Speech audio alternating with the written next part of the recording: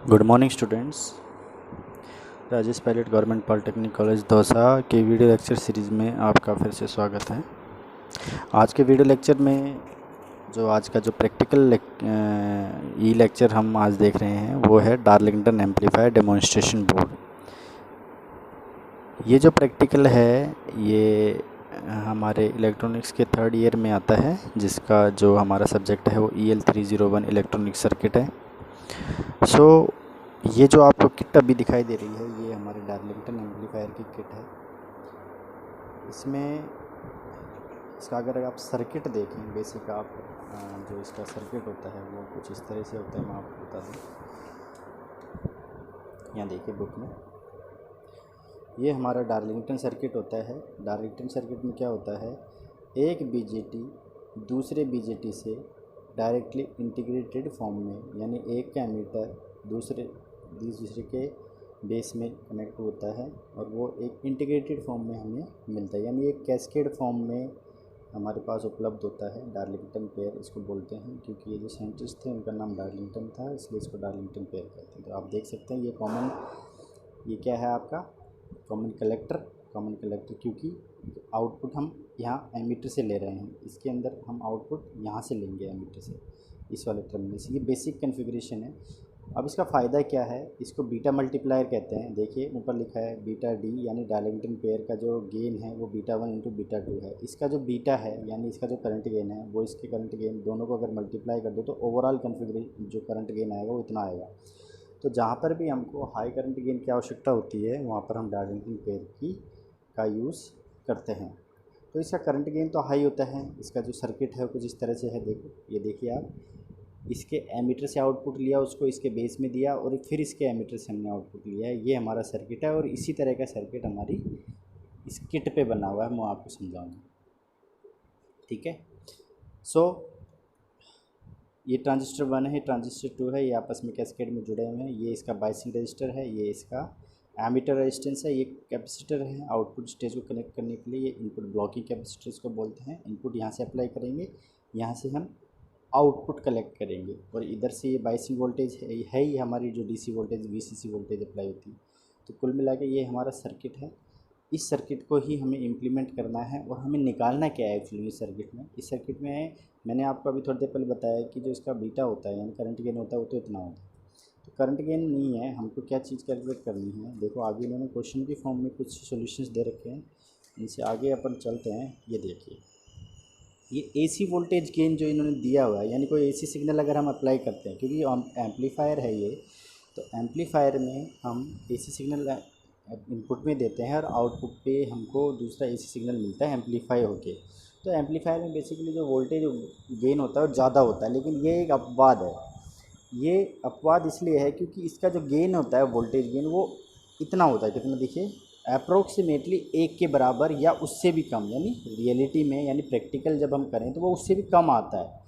यानी कि इनपुट आप ज़्यादा अप्लाई करोगे, आउटपुट आपका कम आएगा, वोल्टेज गेन आपका कम आएगा, ये आप ध्यान रखिए। अप्रोक्सीमेटली 1 आएगा, अप्रोक्सीमेटली 1, यानी कि 1 या 1 से कम, 1 से ऊपर नहीं जाएगा। हमें इसी चीज़ को प्रूव करना है इस प्रैक्टिकल के थ्रू कि इसका वोल्टेज गेन कितना होता है।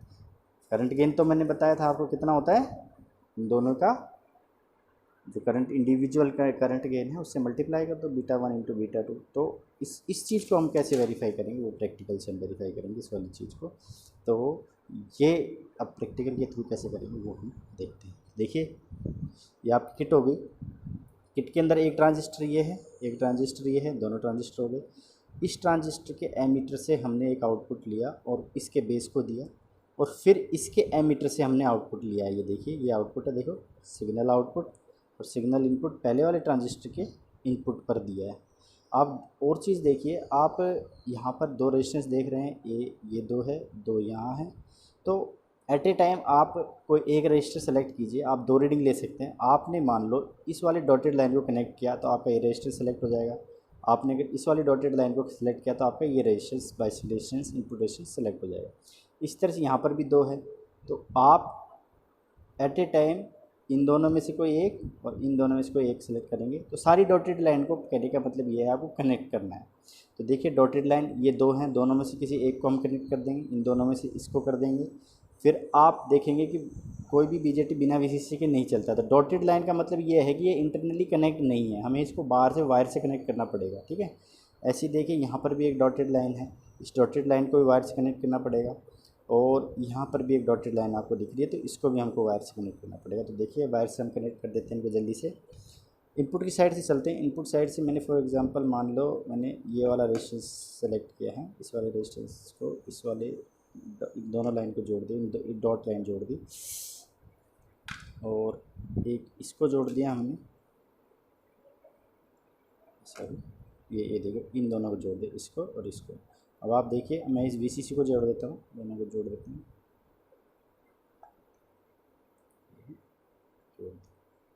उसके बाद क्या रहा देखो, ये वाली डॉटेड लाइन, ये वाली डॉटेड लाइन देखिए, इन दोनों को जोड़ देते हैं, इसको और इसको लाइन से जोड़ देते हैं। फिर देखिए ये वाली लाइन तो जोड़नी है दोनों स्टेज को आपस में, इस वाली लाइन को इस वाली लाइन से।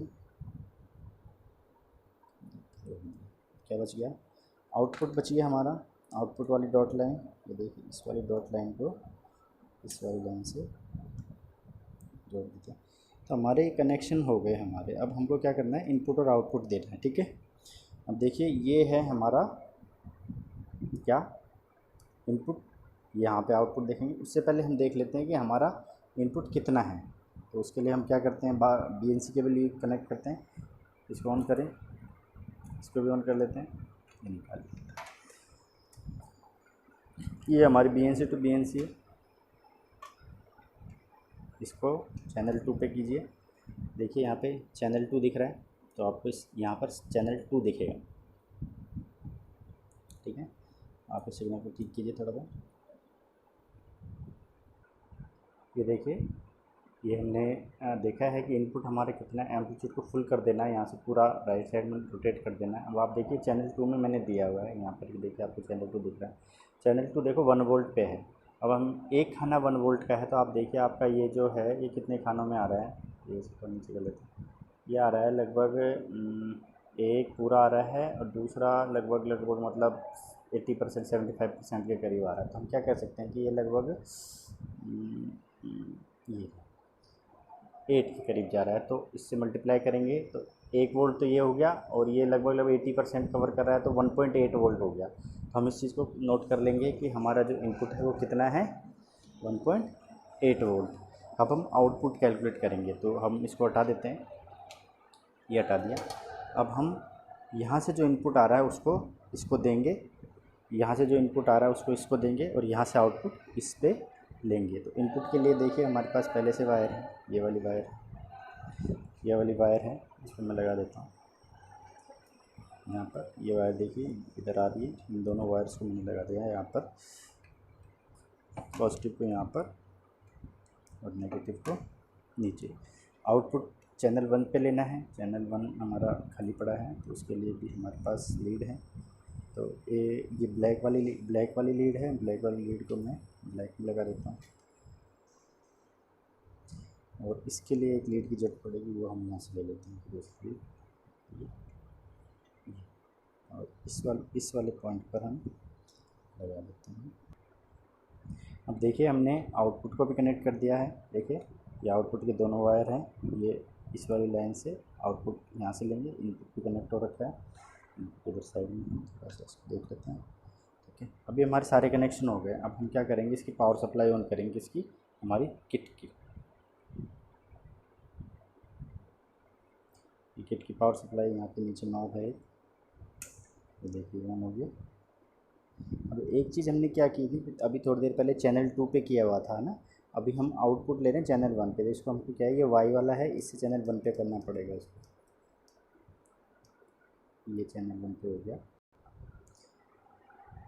तो जैसे ही हमने पावर ऑन किया, आप देख रहे हैं कि स्क्रीन पर आपको कोई आउटपुट मिल रहा है, और ये आउटपुट हमारा एक्चुअल सर्किट का ही आउटपुट है कि नहीं, इसको चेक करने के लिए देखते हैं। ये देखिए आप यहाँ पर एम्पलीट्यूड जो है उस एम्पलीट्यूड को कम ज़्यादा करते हैं, यानी कि हमारा इनपुट ही है, देखिए कम ज़्यादा हो रहा है। तो इसको तो फुल ही रखना है, मैंने बताया था पहले ही। तो फुल रखने पर हमारी इनपुट वोल्टेज कितनी आ रही थी, 1.7 वोल्ट। ठीक है, उसको आपने नोट कर ही लिया था। अब देखते हैं आउटपुट कितना आ रहा है।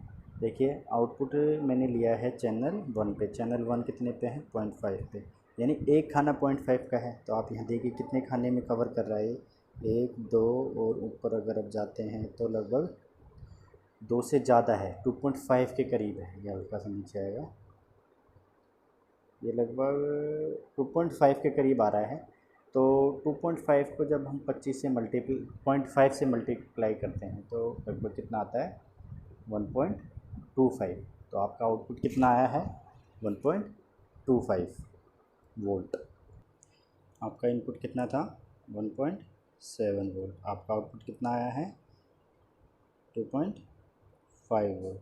तो आपका जो वोल्टेज गेन है वो कितना होता है? आउटपुट अपॉन इनपुट, ठीक है। सो अगर आप 2.5 वोल्ट को 1.7 से डिवाइड करते हैं तो ये कुछ आएगा 1 पॉइंट समथिंग कुछ आपका पड़ेगा, है ना। 1.34 के करीब आएगा, 3-4 के करीब, ठीक है।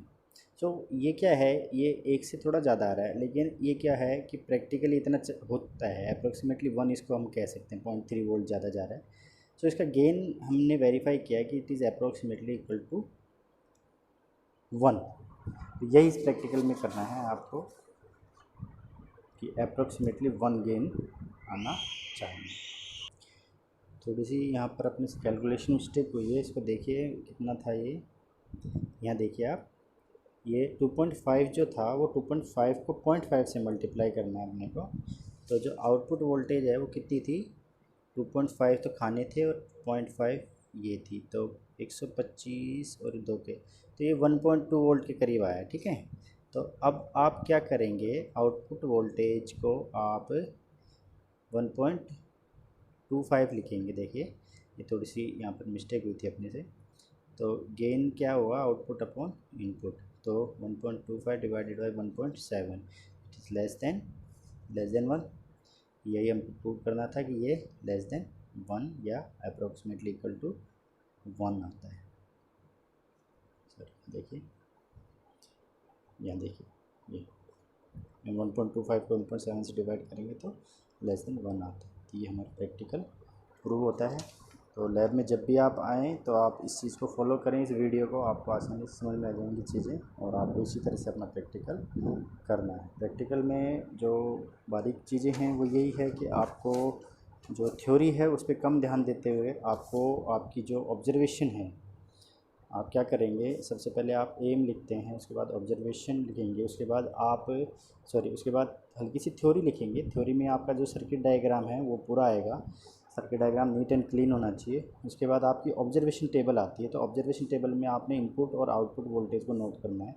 उसके बाद कैलकुलेशन में क्या आएगा, आपका गेन इज इक्वल टू, हम जानते हैं कि V output upon V input होता है, वैल्यू लिखेंगे 1.25 divided by 1.7 approximately equal to 1 और लेस देन जो भी वैल्यू आती है 0.8 समथिंग, ये आपकी कैलकुलेशन हो जाती है। और लास्ट में आपका आ जाता है रिजल्ट। रिजल्ट में क्या लिखेंगे कि we have successfully test Darlington pair amplifier and we found the gain is, जितना भी यहाँ पे आप कैलकुलेशन के बाद आता है उसकी वैल्यू लिखनी है, तो ये आपका रिजल्ट हो जाता है। तो इस तरह से आपको अपना प्रैक्टिकल कंप्लीट करना है। तो ये आपका कंप्लीट डार्लिंगटन पेयर एम्पलीफायर का प्रैक्टिकल हो गया। इस जितना अगर इसको आपने ढंग से किया तो आपको किसी और हेल्प की जरूरत नहीं पड़ेगी और आसानी से प्रैक्टिकल कर सकते हैं। So thank you for watching this video. Thank you.